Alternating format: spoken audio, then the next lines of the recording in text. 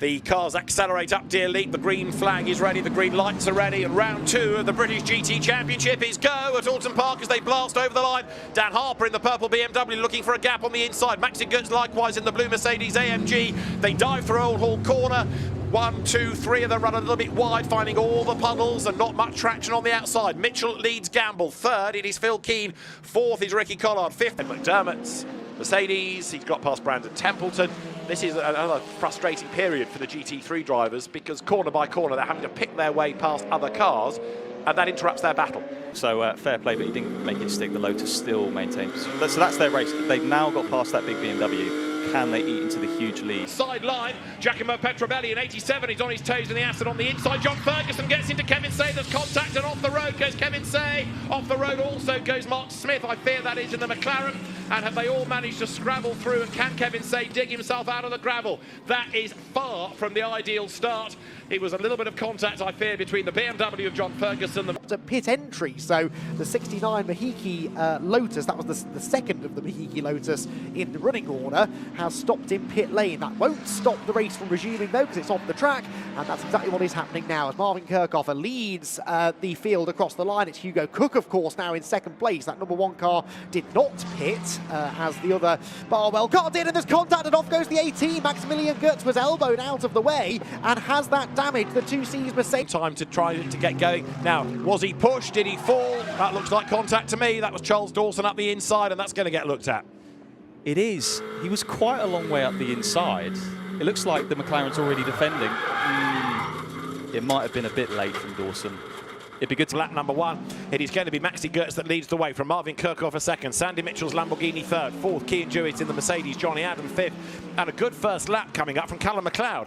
Sven Muller is looking for action. He lost out on the first lap, even though he was trying to gain ground. And here he comes for a big send up the inside of Callum McLeod, and there's contact. The McLaren gets turned sideways. Foot of curb on the left-hand side. The teams need to be communicating. And into the Melbourne hairpin we go, and off goes the GT4 number 31 Aston Martin. That's the old hairpin, that's in the gravel, and that, Joe, might be going no further. Yeah, it's going to be a full course yellow, isn't it? Potentially into safety car. Everyone will be told that. So Theory-driven Mercedes has lost a little bit of ground as Alex Martin sticks his nose out of line into the downhill right-hander at Brissell. He's got Mark Smith behind him in the Paddock Motorsport McLaren. They wind their way downhill through turn 9, no-name Speaker's Corner. It's got a few different names. Out of the corner, though, we can see it's side-by-side for 4th place. That is the BMW, the McLaren rather, off the racetrack. Yeah, interesting one. It's either front left suspension damage instantly, which has lost any steering ability for the Optimum McLaren, or does it whip the steering wheel out of his hands and he can't grab it in time to get back away? Because that would have been a pretty big hit by the time it got to the driver's hands, and it just has that innocuous off. I think it's the latter, because suddenly he gets guys to Josh Miller. You were fully innocent. It was don't hit your teammate. Rule number 1 of motorsport. I can almost hear the cries coming out of the Optimum garage, can't you? But what that has done, he's put the Ginetta in the lead of the class. Then Josh Miller ahead as Charles Dawson leads in GT3 from Petrobelli, from Collard, from Zay, from Martin, from Smith. Then you've got Simon Orange ahead of the Honda in the hands of Johnny. Yep, that's Carl Cavers currently at the rear of the GT3 part. Dan Harper, that BMW looks to be struggling for pace a little bit. As further back you can see for 10th and 11th in the Aston Martin, Seb Morris goes by to lead the class, and now look, the Aston lines up for a move on the inside. Will Alston breaks as late as he dares, going down towards Old Hall Corner, gets the grip on the inside, gets the place, or does he? Look, Hopkinson on the outside is run wide up the curb, but does have to go. So Morgan Tilbrook up the inside of the Lotus. Oh, you bang. That does rather answer the question, and a spin as well for Giacomo Petrobelli in the Aston Martin. I think that was just a bit late from the Aston, wasn't it? I know it's a GT4, I know you're 8 seconds a lap quicker, but yeah, he wasn't alongside, that was just a pure wipeout, wasn't it? Yeah. Still a lot going on. Richard Neary really is a man on the move. Every time we see him, he seems to have overtaken the car. Ratcliffe to the inside of Topham. Real contact, lazy. that turns Topham around, and into the back of it goes Carl Cavers. They're all going to sort themselves out, but Mark Radcliffe is the one that's lost out there because they've all gone streaming past him, and the McLaren is sort of coasting as he's trying to get the car fired up again. So Richard Neary now is up into 6th place. You've got Ian Loggy now up into 8th, and Matt Topham is about to go, replay. So this was a lap ago into the same corner. That's the 25 BMW nipping up the inside of Andrew Howard. Andrew comes back at him into the loop. And, well, rather predictably, paint is traded. And I think that number 25 car is going to go around. John Kearney in the Century Motorsport BMW. That looks worse than it is. There's nothing really at that point Andrew Howard can do to avoid. Dear lead now. The race leading gap has come down, hasn't it? Giacomo Petrobelli, now that the tyres are a little bit warmer, he's a bit more confident. So he's going after Rob Collard and he's taking the Hong Kong driver Kevin Say with him, and look already, those three are starting to get away, aren't they, from Simon Orange? Yeah, and I think that goes to show the McLaren has been struggling all weekend, and Orange has done a good job to be that far up the order, to be fair, but the three quick cars, the Lambo, the Aston, and the drivers will go on about, but when you've got a fast car, any circuit is good, but when you're stuck in that dirty air here, the front just really struggles around here, and the longer you do it, the more you take out the front, and that vicious circle of life begins. This is the GT4 battle. 71 Charlie Robinson ahead. Now Jack Brown's under attack. 88 Ginetta is right there behind him of Joe Wheeler. Blake Anglis in 69. The field nicely spread out so that when you do have to serve the extra time, 20 seconds extra in the case of car 42, you don't lose as much track position. Early safety cars are not good for 2C's Motorsport. The pace slows, the full course yellow is being thrown, and the pace therefore will reduce. We get the notification slightly later than the drivers did, I think, that the full course yellow was out, and yeah, I agree, this will almost certainly eventually lead to a safety car period. Avi into third place now in GT4, the lead of Pro-Am, but crucially back ahead of the car that leads the championship. Didn't see how it happened, but the Optimum McLaren now the meat in the BMW sandwich, and Ravi needs to get his head down and get away. he does. And I've been hearing from drivers that the BMW GT4 overnight. 0.2 of a second between Rob Collard and Kevin Say, but here Garlick tries to make the move on the outside line as they head up towards Paddock Hill Bend once again. The only option there is the outside line, but then Garlick needs to try to cut across the road, doesn't he? And squeeze up the inside heading for Druid. Can't do it, he's committed to the outside.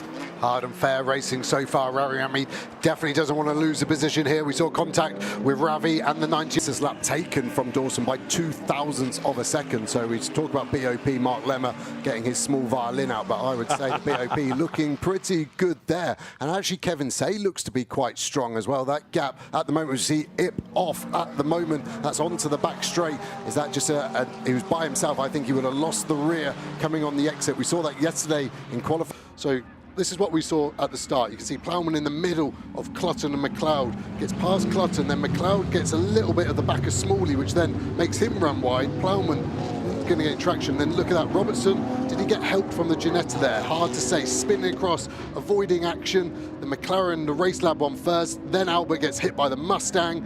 It was all concertina of Robertson. Went off yesterday, but really happy in that car, we understand. John Curry goes through in the Mercedes.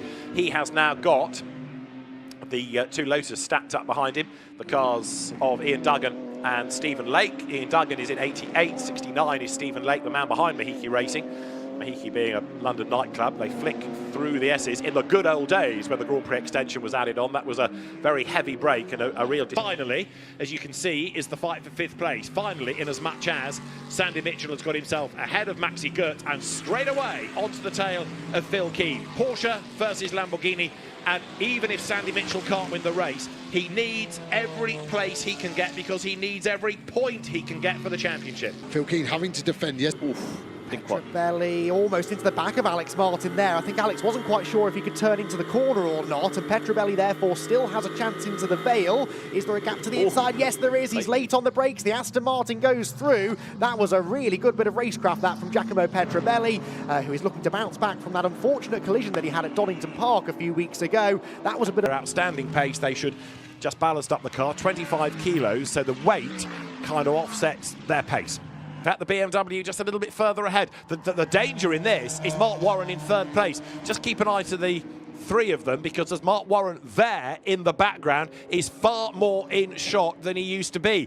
In other words, sooner or later, Luca Hopkinson is going to have to defend his second place. Not to have some momentum lost, and there are those cars that are going to catch them much quicker than that. So it's going to be interesting to see if Kirchhoffer can get through them without losing momentum. Yeah, slight good fortune, but he made it work, didn't he? I wonder if Jack Brown helped him again. Sister Optimum cars. Optimum running 4 cars, 2 in GT3, 2 in GT4. Sven Muller, Deja Vu, We've seen this every time so far we get on board with them. He's in this gap. It does feel like this is his best chance. You can hear him trying to get on the throttle, but track and potentially could start getting in between the title contenders. He's actually defending though as they arrive at the chicane, and it's Morgan Tilbrook round the outside of Kevin Say. That was a bold move, but Joe, it was a good one. That was amazing. There was so much confidence placed in Kevin Say. Kevin Say, a lovely driver on and off the track, and luckily for Morgan Tilbrook, he backed out of there. I think Tilbrook could have spun himself around there, but he asked the question of the 18 Mercedes.